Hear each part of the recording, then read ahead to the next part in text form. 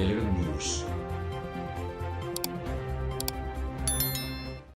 सिंध में मौजूद परदेशी लोगों को अपने वतन वापस भेजने का सिलसिला तेजी से जारी है। जैकबाबाद जिले इंतजामिया की जानिब से कायम होल्डिंग पॉइंट्स में आज सुबह 4:30 बजे 142 अफराद का एक काफिला पहुंचा, जिनको कैंप में खाना, दवाई और जरूरत की सारी चीजें मुहैया की गई। उसके बाद 141 अफराद को सख्त सिक्योरिटी में चमन बॉर्डर की तरफ रवाना कर दिया गया। इस मौके पर परदेशी लोगों का कहना था कि अल्हम्दुलिल्लाह जब से हम 4:30 बजे इधर पहुंच गए और इधर हमें 4:30 बजे उतारा गया, तो उस टाइम से लेकर अभी इस टाइम तक सबसे पहले हमारा इधर रात का भी खाना था, वो भी हमें उसी टाइम दे दिया। फिर उसके बाद हमारों को वाशरूम सब कुछ मुहैया कर दिया और उसके बाद हम अपना कमरों में चला गया और हमारों को ऐसे बोला कि तुम अपना आराम करो। हमने खूब आराम किया, बिल्कुल नहाया, फ्रेश हुए, साबुन शैम्पू तक इधर हमारे साथ इधर मौजूद था, हमें मुहैया था। मैं पाकिस्तान गवर्नमेंट से बहुत मुतमईन हूँ कि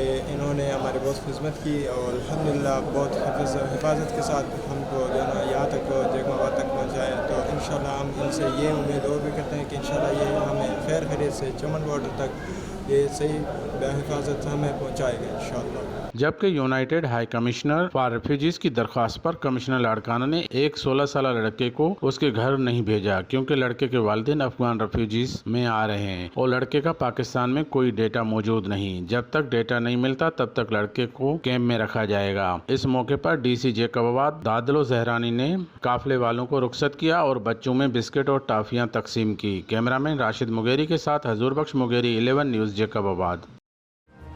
11 News।